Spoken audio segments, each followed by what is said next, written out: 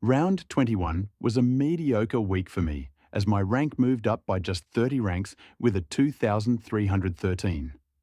However, I banked heaps of coin and had lots of premiums fail, so it was good to go in the right direction. Starting it off was Naziah Wanganeen Malera, who had a quieter game compared to recent weeks as he scored 108 against North. He had a casual 36 disposals despite finishing with a quieter quarter. It was a lack of marks and tackles that prevented a big ceiling score. He was going to be my captain, and it would have been serviceable, but not great. Not to worry, he's still averaging 135 in his last three, which isn't awful. Then we had Lockie Ash put up his first proper ceiling score with 135 points against the Dogs, which was fantastic. He too racked up 36 disposals, but also took 12 marks and had a huge last quarter. Something interesting is that he played 96% time on ground, which is way up on anything we've seen and great if it continues. Mr. Consistent was disappointing last week, but he well and truly made up for it. Josh Dacos had a really good and unexpected score against Brisbane, scoring 113 points. He had 29 touches, which were predominantly kicks, and then also managed 4 marks and 5 tackles to take him over 110 for just the 4th time this season. Very handy. Lockie Whitfield was great as we all expected him to be, scoring 118 as the Bulldogs dominated the Giants. He has 29 touches, but very impressively 13 marks as the Giants looked to slow the ball down and take the strong out of the game. The 4 guys I've mentioned are making clear cases that they are top 6 defenders. Then we had Bailey Dale, who I wish I didn't own, and since Chera was out, I couldn't trade him as I'd planned. Dale scored 76, which is good considering his recent form, but still unacceptable for a guy who I was hoping could average 105 for me. Instead, he's gone at 78 in his last 5. Callum Mills was pretty good for 100 despite slowing down a bit at the end there. A ton from him is great since he was in the 70s when I picked him up. What does suck is that I got him over Colby McKercher, who was cheaper. And Colby just keeps getting it done with another big score this week. To the midfield where most of my guys didn't perform. Nick Dacos was good for the first half of the Brisbane match before slowing right down, presumably due to some attention he copped. A 90 in the end, which isn't bad, but he is proving that he doesn't handle tags well, at least in a fantasy scoring sense. Marcus Bontempelli had a similar score going just under a ton. He still had a good game. It's just that he was ever so slightly down on disposals, marks and tackles. Since the Dogs were winning so easily, there wasn't exactly a heap for him to do either. He's still averaging 130 in his last 5. Then, Andy Brayshaw scored 90, which makes it 3 bad scores in a row and 5 out of the last 6. What's concerning me, however, is the number of frees he's giving away. 4 this week, which is 12 points, and 3 in the 2 weeks before. In the last 4 weeks, he's given away 12 frees, which is 36 fantasy points lost, or 9 points per game. That sort of thing adds up, and it's costing us at the moment. Will Lorenz was the big surprise of the weekend.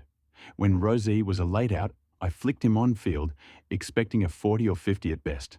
Instead, he delivered a great 72 points when it mattered, with 16 touches, 4 marks, 3 tackles, and a goal, despite Port getting absolutely flogged. I really couldn't have asked for much better cover than that. Harry Sheasel stood up in a midfield full of mediocrity with 117 points against the Saints. 33 touches and a goal for Harry, including a good amount of marks. That's 4 really good scores in a row from him, which is very pleasing, and hopefully he continues this form as the end of the season draws near. Now then, Caleb Sarong is honestly so bad. I mean, he's not. He's a great player on his day, which is why it's so disappointing when he continues to deliver this rubbish. 66, seriously, avering 82 in his last 5, and he had a 62 before that. It's simply not good enough, but I can't even trade him because I have plenty of other failing premiums to think about. Jack Sinclair scored just an 81 against the Roos, which was very surprising, as I thought he'd go quite well. He was doing well at halftime, and then went quiet in the second half for reasons unknown to me. Then my trade-in of Matt Kennedy was very disappointing, scoring 79, and I should have known because it was a terrible matchup. But this decision was a big mistake. I could have had anyone in the game, and I needed to maximize points on the field. Yet instead, I brought in an 80 and banked way too much coin.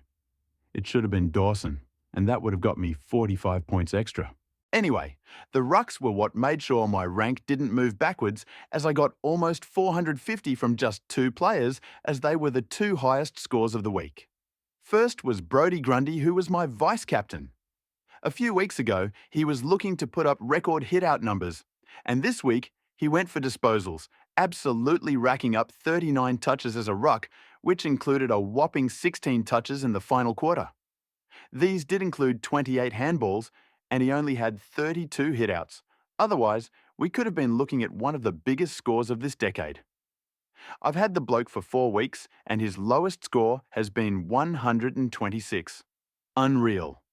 Marshall was only slightly with 142 as he came up against the mighty Bryn Teakle. He had the same number of hit-outs as Grundy and 24 touches, which is still good. However, he made sure to get those tackles and also a goal. Then my forward line wasn't great. Bailey Smith had a better game with 112, although he did slow down towards the end. It's obviously a good score, but he's dropped off considerably since the beginning of the year. Jack McRae was down a lot for just 71. Petrarca had 78. Surprisingly, it was Warner who actually did all right with 95 points thanks to a good finish in his game against the Bombers. Then, despite kicking 11 goals combined, Darcy and Cameron ended up scoring 89 and 82 respectively. It's a very mediocre forward line, and it has been all season. It's especially infuriating when guys like Jackson, Mears and Daniel are all doing quite well, so it was a 10k round rank, and not a bad week by any stretch, but it also wasn't great.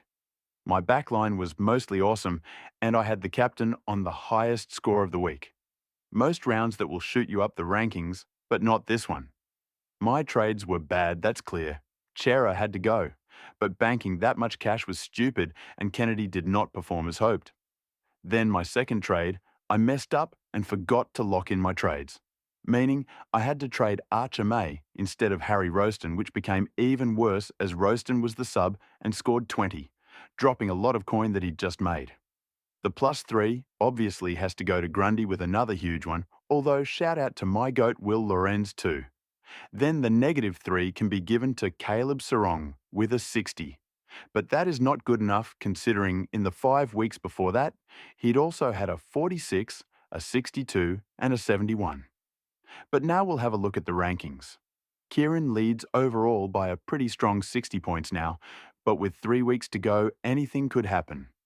Realistically, it's probably one of the top 5 that wins the Hilux from here though. And for the highest score of the round, we saw a 2,610 dropped by Nicole. Now, however, let's go to our Open League. It wasn't a great week for many people as a lot of you slid down the ranks. Tim remains the only person within the top 162nd, and David is just outside in 106th.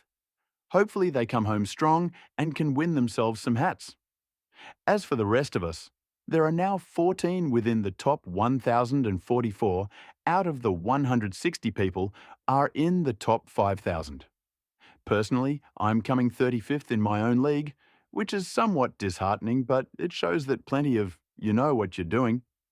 Now, looking at my trades, and I need to use that money I banked to fix up my failed premiums and get some big upgrades.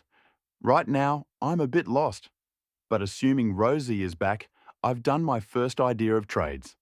Dale is going to Jordan Dawson, who has a good run home, and I feel like that's a 20-point upgrade right there. The other trade for now is getting rid of Christian Petrarca and bringing it Lockie Neal, although that could easily change to someone else. Anyway, that was round 21, and on Thursday, we will look ahead to round 22.